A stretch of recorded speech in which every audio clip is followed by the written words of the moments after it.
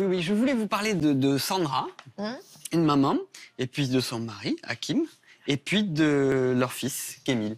Kémil, en fait, quand il avait 2 ans et demi, son papa et sa maman ont appris qu'il était atteint du syndrome de West, et qu'il couplait en plus ce syndrome d'une maladie génétique ultra rare qui provoque des crises d'épilepsie terribles, tellement rare qu'il n'existe que 10 cas dans le monde de sa maladie. Et donc, en 2009, ils apprennent à vivre avec le handicap. D'accord ? Et c'était quelque chose auquel ils n'étaient pas préparés. Et ils décident de créer une association qui s'appelle Kémil et ses amis. D'accord ? Et là, l'idée, c'est de se retrouver, comme là, autour d'une table, avec des parents, des frères et sœurs, dont les enfants sont atteints de handicap, pour pouvoir discuter, se conseiller, s'entraider. Et puis, cette maman, quand même, elle est pas résignée, quoi. Elle n'accepte pas la fatalité. Et elle se dit quand même, mon enfant, je veux qu'il soit un citoyen comme les autres. Et donc, elle se dit que, il doit pouvoir avoir le droit de jouer comme tous les autres enfants. Et là, où est-ce qu'on va quand on veut amener son enfant jouer ? Au jardin d'enfants. Dans un Jardin d'enfants. Oui, dans un parc, oui, c'est ça. Et là, elle se rend compte d'un truc qui est quand même dingo, c'est que il n'existe aucun parc où les choses sont adaptées pour les enfants qui sont en fauteuil ou voilà. C'est vrai.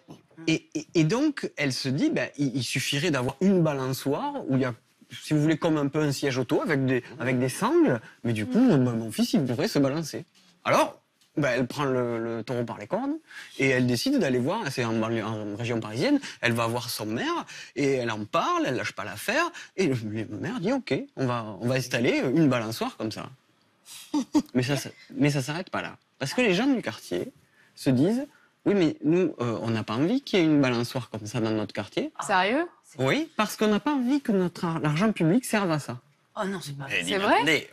Oui, d'accord. Et en plus cette balançoire peut être utilisée par des enfants valides, quoi. Donne-nous le nom du quartier. On y va. Et donc, ça fait tout un pataquès, comme on dit chez moi, toute une histoire. Elle est effarée, quoi. Et au final, suite aux plaintes, la balançoire est retirée. Non. Et alors, donc, elle décide qu'elle ne va pas s'arrêter là. Elle change de ville parce qu'ils devaient déménager, pas que pour ça aussi. Ils vont dans une autre ville de région parisienne.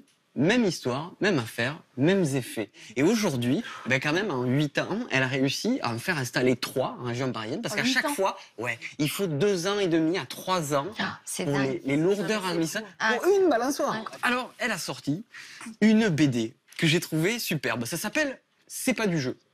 C'est pas du jeu, c'est quoi ? C'est pendant les cafés de parents, là, comme elle fait, elle a recueilli tout un tas de témoignages.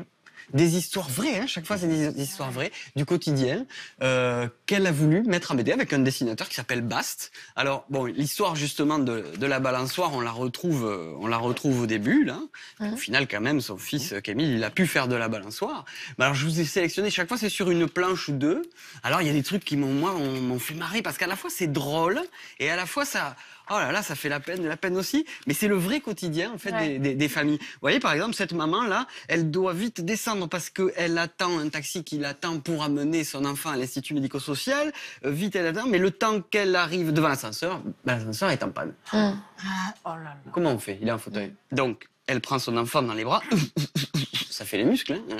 Elle arrive jusqu'en bas. Après, elle descend le fauteuil. Elle fait, voilà, le temps qu'elle arrive en bas, le taxi est parti. Oh non. Et ça, c'est le quotidien.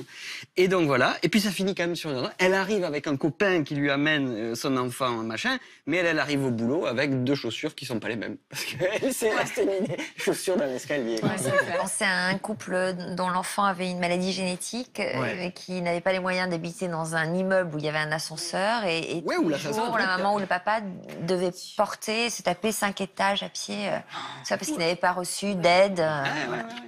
Voilà, mais moi j'aime bien, je vais prendre ma petite note parce que Sandra, la maman, elle dit nos enfants sont une minorité silencieuse, surtout quand ils ne parlent pas, comme là. Et notre but, à travers cette BD et à travers nos actions, c'est de leur permettre d'avoir une citoyenneté comme les autres. Je trouve ça assez joli, quoi. J'ai envie de lui rendre hommage. Il y a une loi d'ailleurs qui est passée en 2005, je crois, justement pour l'accès à la citoyenneté et pour se battre justement pour que des personnes atteintes de handicap puissent mener une vie de citoyen le plus normale possible. Oui. Voilà. Alors, oui. Mais le problème d'une loi pour les personnes en situation de handicap, c'est qu'on stigmatise le handicap. Or que tout ça devrait être dans le droit commun. Oui. Toutes ces bonnes décisions, tout ce qui est écrit dans cette loi, ça devrait être dans la loi de tous. Parce qu'en fait, là, on a créé deux mondes. On a le monde avec une loi, le handicap et un autre monde. D'accord, mais en même temps, il faut bien se battre aussi pour que les choses évoluent. Oui, tout à Donc fait. cette loi, elle incarne ça aussi. Oui. Maintenant, il faudrait pouvoir la déplacer et venir la mettre dans le droit commun. Vrai. Puis il y a un exemple, moi, que j'aime bien citer, même si je le trouve assez triste, mais c'est qu'aujourd'hui, en France, l'école est obligatoire jusqu'à 16 ans. Et en même temps, il y a 80 000 enfants atteints d'autisme qui, aujourd'hui, ne peuvent pas aller à l'école. Ce que vous disiez tout à l'heure, à quel point vous vous êtes battu à chaque fin d'année pour convaincre les autorités de pouvoir laisser votre enfant à l'école. Quoi. Oui. À chaque fois, c'était un combat. Quoi. Luc, on peut l'acheter où Oui, alors cette BD, on la trouve partout. Dans tous les magasins culturels, les librairies, voilà, ça vaut 12 €. Une partie de cet argent est reversée à l'INSERM, l'Institut national de santé et de recherche médicale, et la recherche sur l'épilepsie, si je puis dire. Oui. Voilà. Et puis je voulais vous dire qu'en plus cette BD, elle a gagné des prix. Elle a été même en compétition à Angoulême. D'accord. Super. Ah ouais. Et puis Sandra, la maman, elle a été candidate du prix Solidarité version féminin en 2015. Donc son action vraiment, et son association est reconnue d'utilité publique. Alors, Et elle en a vendu beaucoup déjà? elle a déjà vendu 2000. Ce qui est pas mal. Y aller, pas mal. Et après ce passage, elle va en vendre. Voilà, et ils au font moins plein de trucs autant. parce que ils ont une volonté de dingo, et donc ils font la course des héros. C'est à Paris, c'est vers Saint-Cloud, là-bas, vers la porte de Saint-Cloud et tout ce coin-là. Et en fait, c'est une grande course caritative, un peu comme la virade de l'espoir que tu connais, ou voilà.